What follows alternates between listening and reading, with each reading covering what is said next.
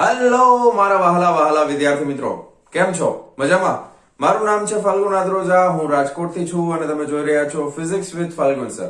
અને વહાલા વિદ્યાર્થી મિત્રો, અત્યારે આપણે જોઈ રહ્યા છીએ ધોરણ 11 ફિઝિક્સ ચેપ્ટર નંબર 14 દોલનોનું સ્વાધ્યાય, કે જેમાં લાસ્ટ લેક્ચરની અંદર આપણે સ્વાધ્યાયના 14.16 નંબરના પ્રશ્નો સુધી ગણતરી કરેલી છે અને આજે આપણે શરૂ કરવા જઈ રહ્યા છીએ 14.17 નંબરના પ્રશ્નની સાથે. બરાબર, ચાલો રેડી, તૈયાર? તો ચાલો રકમ વાંચીએ. શું કહે છે 14.17 નંબરનો પ્રશ્ન? સ્મોલ એલ લંબાઈના અને કેપિટલ એન દ્રવ્યમાનનો બોબ ધરાવતા એક સાદા લોલકને, બોબ એટલે કે લોલકમાં જે નીચે વજનવાળી વસ્તુ હોય એને બોબ કહેવાય. ઓકે, બોબ ધરાવતા એક સાદા લોલકને કારમાં લટકાવવામાં આવે છે. આ કાર નિયમિત ગતિ સાથે કેપિટલ આર ત્રિજ્યાના વર્તુળાકાર પથ પર ગતિ કરી રહી છે. તો નિયમિત વર્તુળમય ગતિ કરે છે ગાડી. જો લોલક તેની સંતુલન સ્થાનને અનુલક્ષીને ત્રિજ્યાવર્તી દિશામાં નાના દોલનો કરે તો તેનો આવર્તકાળ શું હશે? બરાબર, હવે તેના સંતુલન સ્થાનને અનુલક્ષીને ત્રિજ્યાવર્તી દિશામાં દોલનો કરે છે. ધ્યાન આપજો. હવે હું તમને આકૃતિ દોરીને સમજાવું તો વધારે આઈડિયા આવશે. ધારો કે આપણી પાસે એક ગાડી છે. ધારો કે આ રીતની એક સરસ મજાની ગાડી નું હવે એકદમ સાદી સિમ્પલ ગાડી દોરીશ મેં. બરાબર, હવે આ ગાડી છે એ વર્તુળાકાર માર્ગે ગતિ કરે છે. ધારો કે વર્તુળાકાર પથ ઉપર આ રીતના વર્તુળાકાર પથ ઉપર ગતિ કરે છે અને જેની ત્રિજ્યા છે એ કેપિટલ આર છે. બરાબર, અને આ ગાડી આમ ગોળ ગોળ ફરી રહી છે. હવે ગાડીના છત ઉપર, ધારો કે ગાડીની છત છે ત્યાંથી એક લોલક, અહીંયાથી તમે એક ધારો કે એક લોલક છે, આ એનું બોબ છે, આ રીતે લટકાવેલું હોય. હવે આ એની સંતુલન સ્થાન હોય ક્યારે? જ્યારે ગાડી ગતિમાં નથી ત્યારે. તો આપણે લખી નાખીએ કે લોલક અથવા તો બોબનું સંતુલન સ્થાન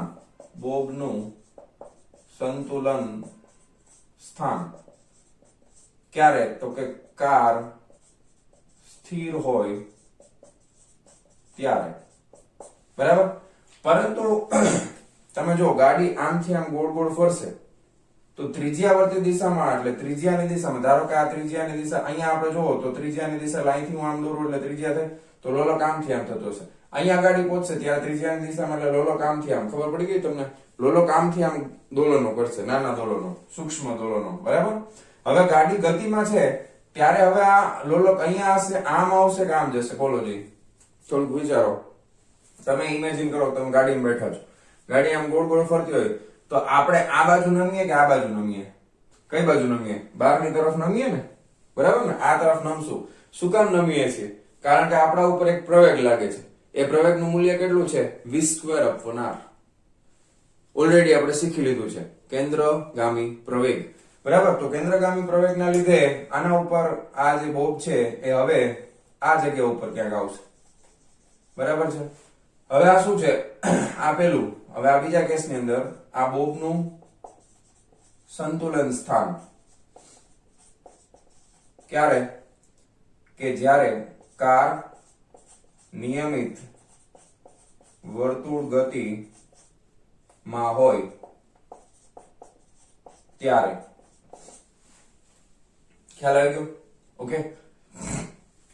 હવે બીજી વસ્તુ, અહીંયાથી કેટલા ખૂણા ઉપર જશે? ધારો કે આ ખૂણો થીટા છે. હવે તમે વિચારો કે આના ઉપર કેટલા પ્રવેગ લાગે છે? તો એક પ્રવેગ જે છે એ તો પૃથ્વીના ગુરુત્વાકર્ષણ બળને લીધે લાગતો પ્રવેગ હશે, તો એ હંમેશા નીચે તરફ લાગતો હોય, સ્મોલ g ગુરુત્વ પ્રવેગ. અને બીજો છે એ આ તરફ લાગશે ને, કારણ કે એને બાર તરફ ખેંચે છે. અને એ પ્રવેગ કેટલો છે? તો કે એ v²/r જેટલો હોય. તો આ બંને પ્રવેગના લીધે પરિણામી પ્રવેગ છે એ વચમાં ક્યાંક આમ આવતું હશે ને, તો આને આપણે નામ આપી દઈએ g ઇફેક્ટિવ, એટલે પરિણામી પ્રવેગ, કે જે એની આ દિશા અથવા તો વર્ટિકલ શિરોલંબ દિશા સાથે ખૂણો બનાવે છે થીટા. કેટલો ખૂણો બનાવે છે? થીટા. ખ્યાલ આવી ગયો તમને? આ કયો છે? કેન્દ્રગામી પ્રવેગ, અને આ છે ગુરુત્વ પ્રવેગ g. તો પરિણામી પ્રવેગ કેટલો થશે? ge જેટલો થશે. અને આ શું છે? તો કે બોબની નવી સંતુલન સ્થિતિ છે. તો હવે દોલનો કરશે ને તો આ સ્થિતિને અનુલક્ષીને કરશે, આમથી આમ. ધ્યાન આપજો, દોલનો કેવા કરશે? આમથી આમ દોલનો કરશે, અને એનું સંતુલન સ્થાન અહીંયા હશે, અહીંયા નહીં હોય. હવે આમથી આમ દોલનો કરશો, ધ્યાન આપજો, કારણ કે નિયમિત વર્તુળ ગતિ કરી રહી છે. તો તમે લખી શકો કે પરિણામી પ્રવેગ બરાબર પરિણામી પ્રવેગ આનું મૂલ્ય આપણે જોતું હોય તો કઈ રીતે મળે? સબાચારના નિયમ ઉપરથી મળે ને, સમાંતર બાજુ ચતુષ્કોણનો નિયમ. તેથી લખી શકાય કે પરિણામી પ્રવેગ GE બરાબર વર્ગમૂળની અંદર g² વત્તા, હવે બીજું, આ બંને એકબીજાને પરસ્પર લંબ હોય એટલે 90 નો ખૂણો બને, તો તમે આને લખી શકો g² વત્તા આ v² ના છેદમાં r એનો સ્ક્વેર વત્તા 2g v²/r into cos 90. cos 90 બરાબર કેટલા થાય? 0. એટલા માટે cos વાળું પદ આપણે લખતા નથી. ઓકે, તો આ થઈ જશે g² પ્લસ v⁴/r². આ મળી ગયું GE. હવે આપણે આનો આવર્તકાળ જોઈએ છે, તો નાના દોલનો માટે લોલકનો આવર્તકાળ એ લોકલ થઈ જતો હમણાં શું છે? લોલકનો આવર્તકાળ t બરાબર 2π √L/GE આવશે. હવે GE બરાબર, હવે આ વર્ગમૂળમાં છે એટલે આને છે ને 1/4 લખી નાખાય. g² વત્તા v⁴ ના છેદમાં r² એની 1/2 બરાબર, આ રીતે. તો આ આપણને મળી ગયો છે આવર્તકાળ. પછી એક બીજી વસ્તુ, ધારો કે તમને હજી પ્રશ્નમાં એમ પૂછ્યું હોત કે લોલક કેટલા ખૂણા ઉપર સંતુલનમાં છે, એટલે તમારે ખૂણો ગોતવાનો થાત થીટા. ધારો કે તમારે ખૂણો ગોતવાનો થાત થીટા એવું પૂછ્યું હોત તો તમને મળી જાય ને આરામથી. એમાં કઈ મોટી વસ્તુ નથી. શું કરવાનું? tan થીટા લઈ લેવાનું. tan થીટા બરાબર, આ ત્રિકોણમાં તમે જો આ લંબાઈ કેના જેટલી થાય? કે આ લંબાઈ ઉપર જેટલી થાય ને v²/r, તો સામેની બાજુ છેદમાં પાછળની બાજુ, તો અહીંયા તમે લખી શકો v²/r અને આ છેદમાં શું આવશે? g. તો આ g આ થઈ ગયું. તો થીટા કેટલો આવશે? થીટા બરાબર tan inverse v²/gr. Ready? Clear? તો આ રીતે તમને ખૂણો પણ મળી જાય. પણ આપણને ખાલી આવર્તકાળ પૂછ્યો છે તો અહીંયા સુધી, પણ તમને પૂછ્યો આ ખાલી સાઈડમાં ટપકાવી દેજો કે જો આપણને ખૂણો પૂછે તો આટલો થાય. બરાબર? બહુ સરસ મજાનો દાખલો છે, બહુ નાનો દાખલો છે, પણ કન્સેપ્ટ સમજવો ખૂબ જરૂરી છે. આનો સમજાય તો ડાયરેક્ટ પછી ગોખવા જેવું થાય કે આ ક્યાંથી આવ્યું. આકૃતિમાં ક્યાંય તમને આકૃતિ દોરીને સમજાવેલ નથી એટલા માટે. બરાબર? તો વિડીયો પોઝ કરી અને આકૃતિ સાથે લખજો. ચાલો જવા દઉં છું. ચાલો વિદ્યાર્થી મિત્રો, નેક્સ્ટ છે સ્વાધ્યાયનો 14.18 નંબરનો પ્રશ્ન. શું કહે છે? કેપિટલ A પાયાનું ક્ષેત્રફળ અને સ્મોલ h ઊંચાઈનો કોર્કનો એક નળાકાર ટુકડો. કોર્ક એટલે લાકડું હોય ને, બરાબર? એ લાકડાનો એક નળાકાર સિલિન્ડર. બરાબર? નળાકાર એટલે સિલિન્ડર જ થાય, એક નળાકાર, બરાબર, ભરેલો લાકડાનો આખો, એને કોર્ક કહેવાય. તો એ જનરલી પાણી ઉપર તો તરતું જ હોય, પણ આપણને પાણી નથી કીધું, કોઈ પ્રવાહી કીધું છે. બરાબર? એટલે આપણે પ્રવાહી રાખીએ જેના ઉપર એ તરે છે. બરાબર? તો ફરીથી, કેપિટલ A પાયાનું ક્ષેત્રફળ અને સ્મોલ h ઊંચાઈનો કોર્કનો એક નળાકાર ટુકડો ρ1 ઘનતા ધરાવતા પ્રવાહીમાં તરે છે. આ કોર્કને સહેજ ડૂબાડીને પછી મુક્ત કરવામાં આવે છે. બતાવો કે આ કોર્ક ઉપર નીચે સરળ આવર્ત દોલનો કરશે કે જેનો આવર્તકાળ હશે t બરાબર 2π √ρh/ρ1 × g, જ્યાં ρ એ કોર્કની ઘનતા છે, પ્રવાહીની સ્નિગ્ધતાને કારણે થતા અવમંદનને અવગણો. પેલા આકૃતિ દોરીએ પછી તમને વધારે આઈડિયા આવશે. બરાબર છે? હવે આકૃતિ દોરીએ છીએ. ચાલો, તો સૌથી પહેલા આપણે કોર્ક દોર નાખીએ. ધારો કે આ રીતનો એક નળાકાર કોર્ક છે. બરાબર? આ બરાબર બરાબર સમજી ગયા તમે? બરાબર. હવે આ જો પ્રવાહીમાં તરે છે. બરાબર? ધારો કે પ્રવાહીમાં અહીં આટલો ડૂબેલો છે અત્યારે, ફોર એક્ઝામ્પલ આ પ્રવાહીનું લેવલ છે એ આપણે આટલું રાખી દઈએ અને એની અંદર આ ડૂબેલું છે એટલે આ પ્રવાહી થઈ ગયું. બરાબર? રેડી? આ રીતનું. સોરી. હવે ધારો કે અહીંયા આપણને તમને આડછેદનું ક્ષેત્રફળ આપ્યું છે, આ કેપિટલ A. ઓકે, ધારો કે આ કોર્કની ઊંચાઈ જે છે, ઊંચાઈ એ, હવે બ્લેક પેન યુઝ કરી નકર નહીં દેખાય. આ કોર્કની જે ઊંચાઈ છે, બરાબર, એ સ્મોલ h જેટલી છે. ધારો કે આ ઊંચાઈ આખી કુલ ઊંચાઈ છે એ h જેટલી છે આ કોર્કની. બરાબર? રેડી? હવે કોર્કની જે ઘનતા છે એ કોર્કની ઘનતા ρ છે. પ્રવાહીની જે ઘનતા છે એ પ્રવાહીની ઘનતા ρl છે. બરાબર ને? રકમમાં તમે જુઓ, પ્રવાહીની ઘનતા ρl છે, કોર્કની ઘનતા છે એ ρ છે. આટલી વસ્તુ તમને આપી છે. હવે તમે આને નાનું એવું સ્થાનાંતર કરાવો છો અંદર તરફ અને પછી એ સરળ આવર્ત દોલનો કરવાનું શરૂ કરશે. બરાબર, સમજાણું તમને? હવે ધારો કે હું તમને એક બીજી વસ્તુ કહું કે કોર્કનો કેટલો ભાગ છે એ પ્રવાહીમાં ડૂબેલો છે, તો કે તમે એમ કહેશો સર આટલી ઊંચાઈ વાળો ભાગ ડૂબેલો છે. તો આ ઊંચાઈ છે ને એને આપણે ધારી લઈએ. ધારો કે આ h1 ઊંચાઈ સુધીનો ભાગ છે એ પ્રવાહીની અંદર ડૂબેલો છે. આને શું નામ આપી દીધું? h1. બરાબર, આટલો ભાગ પ્રવાહીની અંદર ડૂબેલો છે. હવે કોઈ પણ વસ્તુ પ્રવાહીમાં તરે એના માટેનો નિયમ તમે ઓલરેડી 9મા ધોરણમાં શીખી લીધો છે, અને જો યાદ ન હોય તો ફરી પાછો તમને યાદ કરાવો. કોઈ પણ વસ્તુ પ્રવાહીમાં તરતી હોય તો એ પ્રવાહીની અંદર જેટલો ભાગ ડૂબેલો છે એટલા ભાગનું શું લેવાનું? તો કે કદ લેવાનું. તો નીચેના ભાગનું મારે કદ લેવું પડશે, આટલા ભાગનું, અને એ કદમાં જેટલું પ્રવાહી સમાય, બરાબર, એનું વજન લેવાનું, અને એ આખા પદાર્થનું વજન હવામાં થતું હશે એના બરાબર થાય એવો નિયમ શીખેલો છે આપણે. તો ફરીથી તમને સમજાવું. ધારો કે h1 જેટલો ભાગ ડૂબેલો છે, તો ડૂબેલા ભાગનું કદ હું અહીં લખતો જાઉં છું. જો ડૂબેલા ભાગનું કદ કેટલું થાય? કદ બરાબર આડછેદનું ક્ષેત્રફળ ગુણ્યા લંબાઈ થશે ને, તો a h1 થશે, આટલું કદ. બરાબર. હવે દાખલો ધારો કે ઘનતા તમને આપી દીધી છે. હવે તમને બધાને આ યાદ હોવું જોઈએ કે ઘનતા બરાબર શું થાય? તો કે દળના છેદમાં કદ થાય. બરાબર, તો દળ બરાબર શું થાય? ઘનતા ગુણ્યા કદ. બરાબર, તેથી તમે લખી શકો ભાઈ ડૂબેલા ભાગનું દળ બરાબર શું થશે? કદ ગુણ્યા ઘનતા.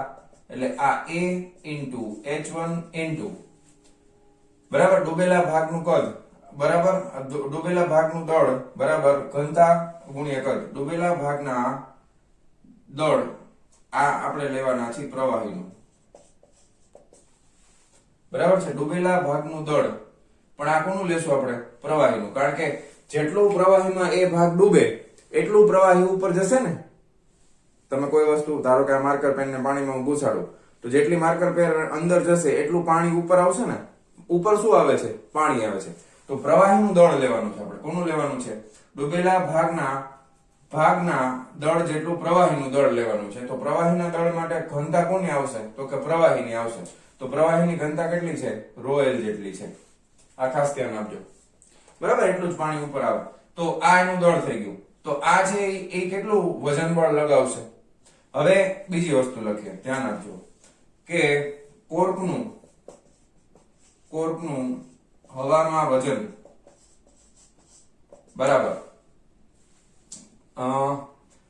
જે ડૂબેલા ભાગના કોર્કના ડૂબેલા ભાગ જેટલા પ્રવાહીનું વજન. આ નિયમ છે. હવામાં વજન કેટલું થાય? તો કે આખા કોર્કનું દળ ગુણ્યા ગુરુત્વ પ્રવેગ g. તો આખા કોર્કનું દળ કેટલું થશે? તો કે ઘનતા ગુણ્યા કદ. આખા કોર્કનું કદ કેટલું થશે? આડછેદનું ક્ષેત્રફળ ગુણ્યા ઊંચાઈ. ધ્યાન આપજો, હવે લખતો નથી, સીધું અહીંયા સૂત્ર મૂકી દઉં છું. આડછેદનું ક્ષેત્રફળ ગુણ્યા કોર્કની ઊંચાઈ ગુણ્યા કોર્કની ઘનતા. કોર્કની ઘનતા ρ છે. બરાબર. હવે કોર્કમાં ડૂબેલા ભાગ જેટલા પ્રવાહીનું વજન. પ્રવાહીનું વજન કેટલું થશે? પ્રવાહીનું દળ ગુણ્યા ગુરુત્વ પ્રવેગ g. એટલે a h1 ρl. હવે આ વજનમાં મેં ખાલી આ કદ જ લખ્યું. હજી મારે ગુરુત્વ પ્રવેગ g કરવું પડશે. અહીંયા પણ ગુરુત્વ પ્રવેગ શું કરવું પડે? g કરવું પડે. ખ્યાલ આવી ગયો? હવે સામસામેથી શું ઉડે છે? એ બધી વસ્તુ ઉડાડી દો. આડછેદનું ક્ષેત્રફળ ઉડી ગયું, બરાબર. પછી g ઉડી ગયા, બરાબર. તો આપણી પાસે આ સમીકરણ મળશે h ρ બરાબર h1 ρl. બરાબર. તેથી તમારે ઊંચાઈ ને કરતા આમાંથી તમે h1 ને કરતા બનાવો અથવા તો h ને બનાવો, કાંઈ ફેર પડતો નથી. ધારો કે h બરાબર h ને કરતા બનાવીએ તો શું થાય? h1 ρl ના છેદમાં ρ. બરાબર. આ આટલી આપણને આખા કોર્કની ઊંચાઈ મળશે, અથવા h1 ને કરતા બનાવો તો એ મળી જશે. બરાબર. તમે આ બધી વસ્તુ જાણતા હોવા જોઈએ. તેથી h1 બરાબર શું થઈ જશે? h1 બરાબર ρ h ના છેદમાં ρl. આ પણ લખી શકાય. કારણ કે આપણને h તો ખબર છે ને, આખા કોર્કની ઊંચાઈ ખબર હોય, ઘનતા આપણને આપેલી છે, એટલે h1 તમને મળી જશે. ખ્યાલ આવ્યો? બરાબર. અહીંયા સુધી કઈ વાંધો નથી ને? પાકું, કન્ફર્મ? ઓકે, બધા સ્ટેપ જોતા જવાના. હાલો, હવે તમે શું કરો છો? હવે આ કોર્કને છે ને થોડોક અંદર ધક્કો મારો છો. બરાબર. આ કોર્કને અંદર તરફ ધક્કો મારીએ છીએ અને અંદર થોડુંક વધારે ડૂબાડી દઈએ છીએ, તો અંદર તમે વધારે ડૂબાડો છો તો એ વધારે ધારો કે અહીંયા સુધી ડૂબાડી દીધું તમે, તો અહીંયાથી આ જે અંતર છે એ ધારો કે આપણે એવું માની લઈએ કે x જેટલું તમે ડૂબાડી દો છો વધારે ધક્કો મારીને. કેટલું ડૂબાડી દીધું? x જેટલું ડૂબાડી દીધું છે, બરાબર. તો કોર્કને જ્યારે અંદર પ્રવાહીની અંદર x જેટલું ડૂબાડવામાં આવે ત્યારે એના ઉપર પુનઃસ્થાપક બળ લાગશે, પાછું એના ઉપર ધકેલવાનો પ્રયત્ન કરશે ને. તમે દાખલા તરીકે આ માર્કર છે એ આટલું તરતું હોય એને દબાવો પછી મૂકી દો એટલે શું ઉપર નીચે આમથી આમ હાલક લોલક થાય કે નહીં, સરળ આવર્ત ગતિ કરે ને, બરાબર. આ પ્રયોગ તમે કરે તેમ કરી શકો. ડોલ ને પાણી ભરેલ ડોલ હોય ને એમાં ડબલું હોય પ્લાસ્ટિકનું, એમાં તમારે ઉપર નીચે આમ ધક્કો મારીને ટ્રાય કરજો, ઉપર નીચે થશે. કેટલું તમે ધક્કો મારો છો? x જેટલું. તો હવે આપણે લખીએ કે જ્યારે કોર્કને x જેટલું પ્રવાહીમાં સ્થાનાંતર આપવામાં આવે અને છોડી દેવામાં આવે તો તેના પર લાગતું, ખરેખર છે ને ઈ પ્રવાહી એના ઉપર ઉત્પ્લાવક બળ લગાવે, પણ તેના પર લાગતું આપણે એને નામ આપશું પુનઃ સ્થાપક બળ. કૌંસમાં લખી દઉં ઉત્પ્લાવક બળ. હવે એ સ્થાનાંતરની કઈ દિશામાં લાગે છે? બળ વિરુદ્ધ દિશામાં. સ્થાનાંતર નીચે કરાવશો, બળ ક્યાં લાગશે? ઉપર. તો એ આપણે બળને નામ આપી દઈએ Fr ઇઝ ઇક્વલ ટુ બળ કેટલું લાગશે? તો કે આ x જેટલું સ્થાનાંતર કરાવ્યું તો એ ફરી પાછું ઉત્પ્લાવક બળ છે, એટલે આના જેટલું કદ હોય એટલું પ્રવાહીનું આપણે શું લેવું પડે? દળ લેવું પડે પ્રવાહીનું. ઉપર તરફ લાગે છે એટલે પેલા સંજ્ઞા આવશે માઇનસ, બરાબર. હવે તમે જોજો 8 છેદનું ક્ષેત્રફળ a, હવે સીધું કરું છું, 8 છેદનું ક્ષેત્રફળ a ગુણ્યા ઊંડાઈ છે x ગુણ્યા પ્રવાહીની ઘનતા કેટલી છે? તો કે રોયલ. આ જ લગાવે ને, આ ભાગ નો લગાવે, આ રો નહીં આવે, ધ્યાન આપજો, કારણ કે આટલું પ્રવાહી ઉપર જાય છે એ બળ લગાવશે, બરાબર. તો a x royal. Ready? Okay. તો આ આપણને મળી ગયું છે દળ. ઇન્ટુ ગુણાકારમાં શું આવશે? ઇન્ટુ આવશે g. ખ્યાલ આવી ગયો? તો આ તો દળ થઈ ગયું, ઇન્ટુ g આવશે. ખ્યાલ આવે તમને? ઓકે. તો તમે જોઈ શકો છો કે અહીંયા આ જે બળ છે એ સ્થાનાંતરના સમપ્રમાણમાં છે. તો તમે શું લખી શકો કે Fr બરાબર માઇનસ આ હું આ અલગ લઈ લઉં છું a રોયલ g અને ગુણાકારમાં લઈ લઉં છું x, બરાબર. તેથી હું લખી શકું કે Fr ચલે છે -x, બરાબર છે. Fr ચલે છે -x, બળ છે સ્થાનાંતરના સમપ્રમાણમાં છે. હવે Fr બરાબર હું શું લખી શકું? F બરાબર માં લખી શકાય. તેથી તમે લખી શકો કે F બરાબર માં દળ ગુણ્યા પ્રવેગ બરાબર માઇનસ a રોયલ g x, બરાબર. તેથી તમે લખી શકો પ્રવેગ a બરાબર માઇનસ a રોયલ g by m x. Okay, આટલું સમજાણું. F બરાબર શું લખી શકાય? માં દળ ગુણ્યા પ્રવેગ. આ બધી જગ્યાએ વાપરી શકાય સમીકરણ. તો Fr ની જગ્યાએ મેં શું લખ્યું? માં દળ ગુણ્યા પ્રવેગ. તો a બરાબર આ સમીકરણ આપણને મળશે. પરંતુ તમે લખી શકો પરંતુ સ આ ગ માટે a બરાબર -ω² x થાય છે. હવે આ સમીકરણને 1 નંબર આપો, આ સમીકરણને 2 આપો. તો સમીકરણ 1 અને 2 ને સરખાવો. સમીકરણ 1 અને 2 ને સરખાવતા. હવે આ બેને તમે સરખાવો તો તમને જો બે સરખા મળ્યા. સરળાવર્ત ગતિ માટે પ્રયોગ -ω² x થાય.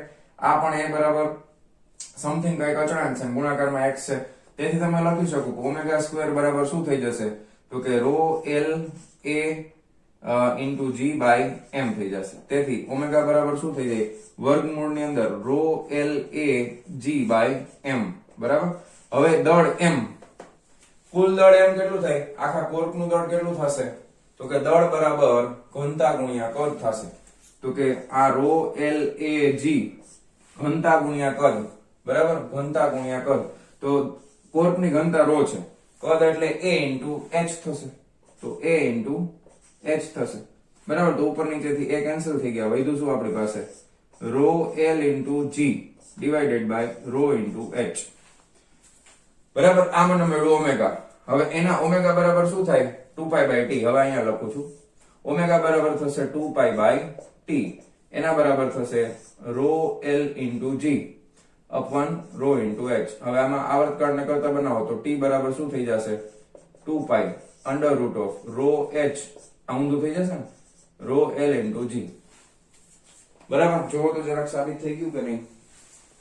જો t બરાબર 2π વર્ગમૂળની અંદર ρ * h ના છેદમાં ρl * g. વાહ થઈ ગયું. જો સરસ આવી ગયું. જો ક્લિયર?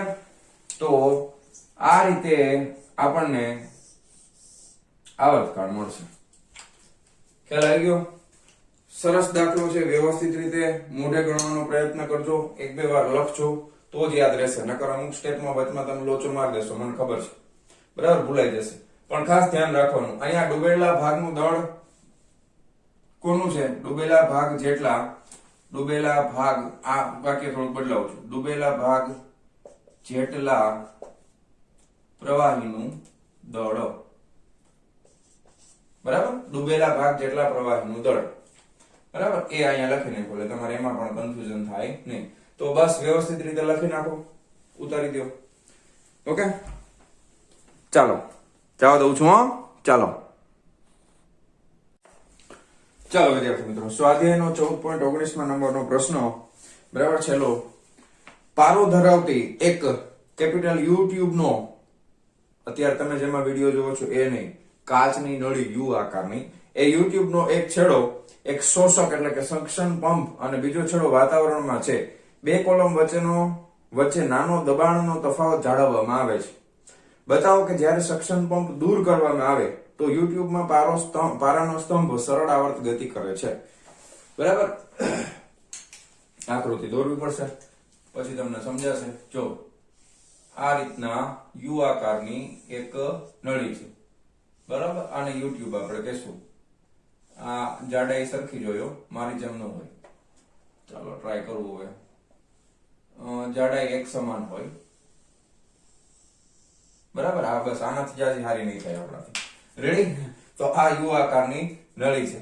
હવે એમાં પારો અહીંયા આગળ ધારો કે તમે એવું સમજો કે અહીંયા આગળ શું છે તો કે સક્શન પંપ છે. સક્શન પંપ શું કરે તો કે હવાને શોષવાનું કામ કરે, ખેંચે. આપણે આમ કરીએ ને એવી રીતે સક્શન પંપ છે. હવે ધારો પેલા પારો છે એ ભરેલો હોય તો એનું લેવલ છે બે બાજુ સમાન હોય. પણ હવે જયારે સક્શન પંપ અહીંથી જોડી દેશો, ચાલુ કરશો એટલે પારાનું લેવલ છે એક બાજુ ઉપર આવી જાય. બરાબર ને? તો પારાનું લેવલ છે અહીંયા ઉપર આવી જશે. તો જેટલું પારાનું લેવલ અહીંયા ઉપર આવે એટલું પારાનું લેવલ અહીંયા મધ્યમાન સ્થાનથી અહીંયા નીચે આવશે. બરાબર તો અહીંયા આવી ગયું લેવલ અને આટલા ભાગમાં પારો ભરેલો છે. ખ્યાલ આવ્યો? હા આમ. તો અહીંયા આગળ તમે જુઓ કે પારાની ઊંચાઈમાં તફાવત કેટલો આવ્યો તો કે અહીંયાથી અહીંયા આ ઊંચાઈ છે h જેટલી છે. આ ઊંચાઈ કેટલી છે? સ્મોલ h જેટલી છે. હવે તમને પ્રશ્ન એમ પૂછ્યો છે જ્યારે આ સક્શન પંપ છે એ બંધ કરી દેવામાં આવે અને બે બાજુ છે એ વાતાવરણનું દબાણ દાખલ કરવામાં આવે તો આ પહેલી પરિસ્થિતિ થઈ ગઈ. બીજી પરિસ્થિતિ હું તમને ડ્રો નથી કરતો પણ હવે એમ નામ સમજાવી દઉં કે બીજી પરિસ્થિતિમાં આ પંપ અહીંથી કાઢી નાખો તો બે બાજુ વાતાવરણનું દબાણ છે. આ ભાગમાં વાતાવરણના દબાણ સિવાય આ સંતુલન સ્થાનને તમે ધ્યાનમાં રાખો તો આ વધારાનું કંઈક બીજું પારો ભરેલો છે. આના વજન જેટલું બળ નીચે તરફ લગાવશે. બરાબર? જો બે બાજુ હવાનું દબાણ તો એક સમાન લાગે છે પણ આ બાજુ જે પારાનો સ્તંભ વધારાનો ઊંચો છે ઈ પારાનો સ્તંભ છે એ કંઈક બળ લગાવશે. ઈ બળ કેટલું લગાવે તો કે હું અહીં તમને લખીને સમજાવું કે h ઊંચાઈના પારાના સ્તંભ દ્વારા લાગવામાં આવતું બળ. બરાબર છે? અથવા તો લગાડવામાં અથવા લાગવામાં આવતું બળ. ચાલો કેટલું બળ લાગે તો કે એનું પહેલા તો પારાનું ધારો કે h ઊંચાઈ છે, આડછેદનું ક્ષેત્રફળ ધારો કે કસનળીનું આડછેદનું અથવા યુટ્યુબનું આડછેદનું ક્ષેત્રફળ એ છે, સ્તંભની ઊંચાઈ h છે, પારાની ઘનતા ρ છે. પારાની ઘનતા કેટલી છે? ρ છે. ઓકે ઇંગ્લિશમાં એને મર્ક્યુરી કહેવાય પારા. તો બધું હમણાં આપણે આગળના દાખલામાં કર્યું એ પ્રમાણે તમે લખી શકો. બળ F બરાબર શું લખી શકાય? કેટલું બળ લાગે તો કે બળ લાગે પહેલા તો એનું દળ બરાબર ઘનતા ગુણ્યા કદ. તો પેલા કદ લખી નાખીએ આપણે. તો કે કદ માટે આડછેદનું ક્ષેત્રફળ a, એની ઊંચાઈ h, પારાની ઘનતા ρ. બરાબર? તો મેં આ શું લખ્યું? ρ a અને h. આ શું થઈ ગયું? દળ. તો દળ ઇન્ટુ g કરો એટલે f બરાબર માં થઈ ગયું. બરાબર? તો આ સમીકરણ ઉપરથી તમને શું ખબર પડી કે અહીં બળ છે એ સ્થાનાંતર એટલે કે આ h જે છે ને એ સ્થાનાંતર કહી શકાય, કારણ કે આમ નીચે જશે ને, નીચે ઉપર.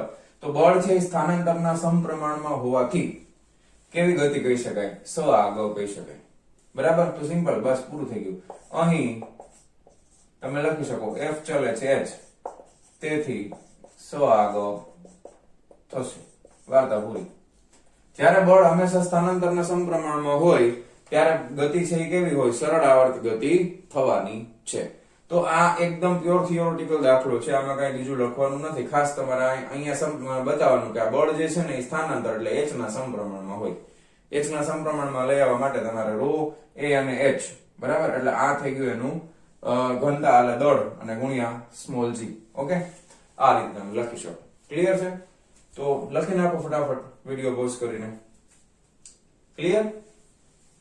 ઓકે. તો મારા વહાલા વિદ્યાર્થી મિત્રો, આજનો આ લેક્ચર આપણે અહીંયા પૂરો કરીએ છીએ. મળીએ છીએ નેક્સ્ટ વિડિયો લેક્ચરમાં આ ચેપ્ટરના MCQ ની સાથે. બરાબર? અને બીજું ઘણા એમ કહે છે સર અહીંયા આગળ બળ છે એ માઇનસમાં તો નથી. તમારે માઇનસમાં તમારે વિચારવું હોય તો વિચારી શકો, કારણ કે જો અહીંયાથી આ બળ લાગે તો અહીંયા સ્તંભ છે અહીંયા ઉપર જશે. તો આનું સ્થાનાંતર ને આનું બળ તમે લ્યો તો તમે માઇનસમાં પણ લખી શકો છો. બરાબર? માઇનસમાં પણ લખી શકો છો, કાંઈ વાંધો નથી. કારણ કે અહીંયાથી નીચે જશે તો અહીંયા ઉપર આવશે ને, તો આ સ્થાનાંતર ને આ બળ બંને એકબીજાની વિરુદ્ધ દિશામાં થઈ ગયા, તો એ માઇનસ પણ લઈ શકો છો. તો મેઇન વસ્તુ એ છે કે બળ છે સ્થાનાંતરના સમપ્રમાણમાં હોવું જોઈએ. ઓકે, તો મળીએ નેક્સ્ટ વિડિયો લેક્ચરમાં. ઓકે, ચાલો.